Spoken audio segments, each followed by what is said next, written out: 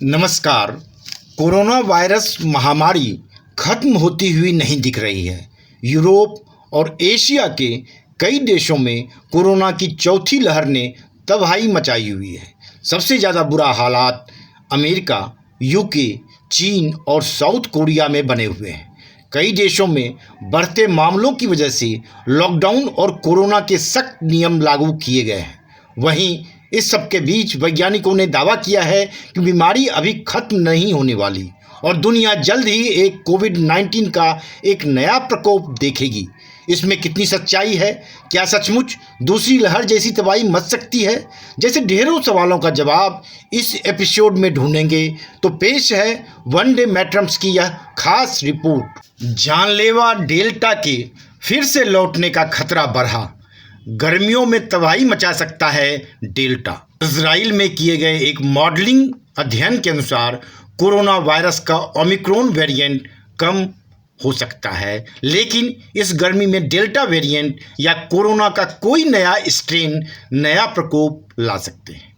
यह अध्ययन science of the total environment journal में पिछले हफ्ते प्रकाशित हुआ है। इजराइल में Ben Gurion university of Negev BGU के शोधकर्ताओं ने यह अध्ययन किया है। अध्ययन में बताया गया है कि जब कोई नया स्ट्रेन आता है तो पिछला स्ट्रेन खत्म हो जाता है, लेकिन डेल्टा के मामले में ऐसा नहीं हुआ है। ओमिक्रॉन और उसके सब वेरिएंट आने के बाद भी डेल्टा खत्म नहीं हुआ है। शोधकर्ताओं ने अपने अध्ययन के लिए नाले से सैंपल लिए और उन्होंने पाया कि डेल्टा अभी खत्म नहीं हुआ है, बेशक ओमिक्रॉन बढ़ गया हो। अगर ऐसा ही रहा तो डेल्टा कभी भी घातक रूप लेकर तबाही मचा सकता है। वहीं एक अन्य रिसर्च में दावा किया गया है कि पुराने वेरिएंट्स जैसा ही खतरनाक हो सकता है ओमिक्रॉन। अमेरिकी रिसर्च में यह चौंकाने वाला दावा किया गया है और ओमिक्रॉन को लेकर अमेरिकी अध्ययन ने सतर्कता बरतने को कहा है। अमेरिकी रिसर्च में यह दावा अभी तक सामने आई उन धारणाओं के विपरीत है कि वायरस का यह स्वरूप अधिक संक्रामक लेकिन कम गंभीर है। यह अध्ययन अभी प्रकाशित नहीं हुआ है और 2 मई को रिसर्च स्क्वायर पर प्रीप्रिंट के रूप में डाला गया है।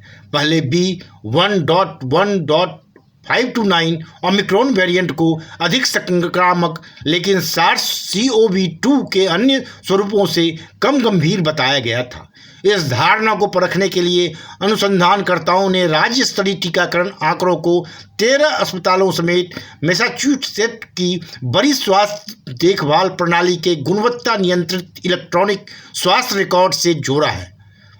मैसाचुसेट्स जनरल अस्पताल, मिनर्वा विश्वविद्यालय और हार्वर्ड मेडिकल स्कूल के अनुसंधानकर्ताओं समेत अध्ययन दल ने फिर कोविड-19 के 1,30,000 रोगियों में SARS-CoV-2 की सभी लहरों में अस्पतालों में भर्ती होने तथा मृत्यु के जोखिम की तुलना की। अस्पतालों में भर्ती होने और मृत्यु के मामले ओमिक्रॉन की तुलना में पहले की अवधि में अधिक पाए गए, लेकिन यह जोखिम लगभग समान ही नजर आया। अनुसंधानकर्ताओं ने हालांकि कहा कि ओमिक्रॉन की गंभीरता को समझना चुनौतीपूर्ण है। ऐसे में क्या फिर से तैरना शुरू हो गया है हवा में कोरोना? फिर तबाही का मंजर देखने को मिलेगा?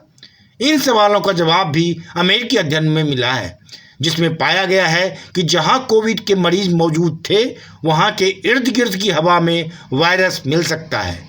यही नहीं, जहां मरीज मौजूद थे वहां का पॉजिटिविटी रेट भी ज़्यादा था। अध्ययन से यह बात भी सामने आई कि वायरस अस्पताल के ICU और गैर ICU वार्ड में भी मौजूद था, जिससे यह पता चलता है कि मरीज ने हवा में वायरस छोड़ दिया था। अध्ययन में पाया गया कि हवा में जीवित वायरस था जो किसी भी जीवित कोशिका को संक्रमित कर सकता था और यह लंबी दूरी तक फैल सकता था। ऐसे में अंत में जाते जाते एक नज़र कोरोना वायरस के विभिन्न स्वरूपों पर डाल लेते हैं।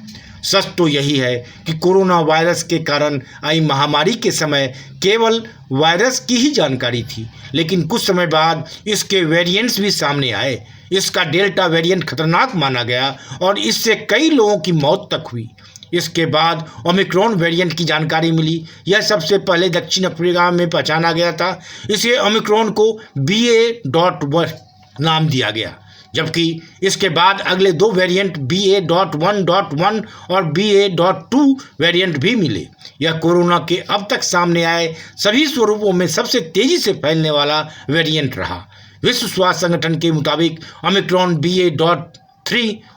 BA.3 दक्षिणी अफ्रीकी देश बोत्सवाना से सामने आया है।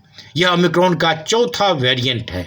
अब देखने वाली बात है कि अगला नया वेरिएंट क्या होता है, या जैसा कहा जा रहा है जानलेवा डेल्टा वेरिएंट फिर से लौट सकता है और उसी तरह का कहर बरपा सकता है जैसा दूसरी लहर के दौरान भारत सहित कई देशों में देखने को मिला था।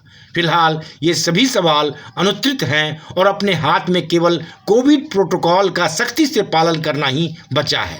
इसलिए वनडे मैटर्स चैनल आप सभी से अनुरोध करता है कि कोरोना से बचाव का जो भी उचित जरिया हो उसका पालन करने में कोताही बिल्कुल न बरतें। उम्मीद है हम आप सभी कम से कम इस बात का जरूर अक्षरशः पालन करेंगे। Bureau report, one day matters.